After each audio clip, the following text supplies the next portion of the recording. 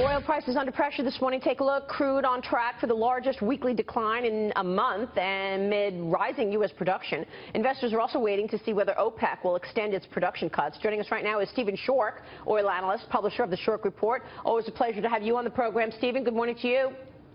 Good morning. Walk us behind what's going on in the oil market here. We know that the supply is one of the issues. Is that what's keeping oil at a limit?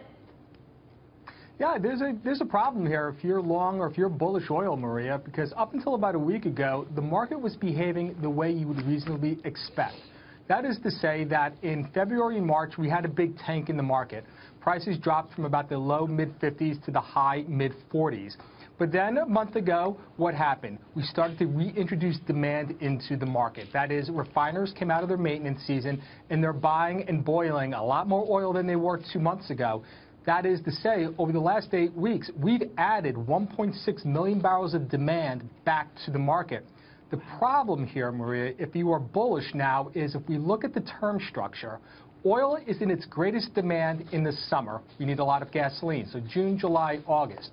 When we look at the pricing of oil for June, July, relative to when we go into our maintenance season in the fall, September and October, the prices this summer, a month ago, were at parity to the fall prices. Today, they are trading at a steep discount.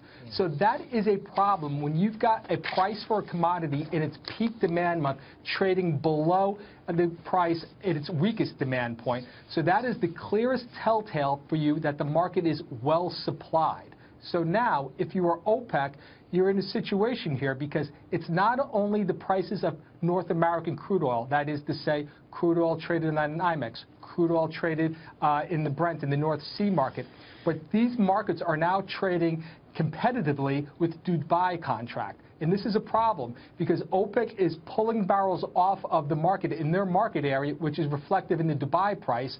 So the price of crude oil for Dubai, marked against Dubai, is gaining relative to the price of our oil. So that is to say, North Sea oil, U.S. oil, is now competitive with oil being sold in Asia. So now North American oil and North Sea oil is undercutting the OPEC production cuts in Asia. So we're looking at a market that is extremely well supplied here in North America, over in Asia, going into the summer.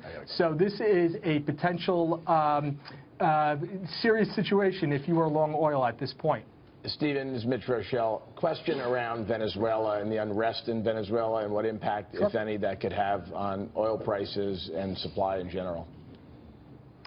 Right now, Venezuela is now in the same category as Nigeria. Hey, it would be great if we could get this oil to the market, but we're really not counting on it at this point.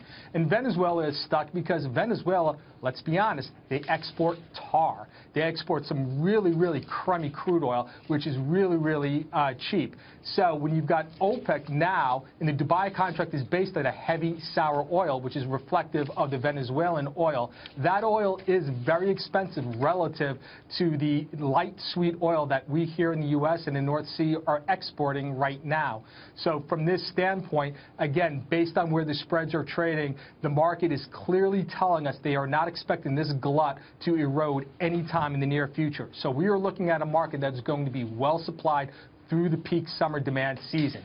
So I'm going to say it right here. We're right around $50 on the NYMEX. We were right around this area about a month ago. This is the make it or break it point. If we can't get a rally now when we're introducing demand, and demand will continue to rise between now into June and July, if you can't get support and a rally when demand is at its strongest, what's going to happen to price when we get into July, August, September, and we start to take that demand out of the market? And let's keep in mind, we all want to talk about OPEC. Yes, Venezuela is a concern. Yes, the bombing and situation in Syria is a concern.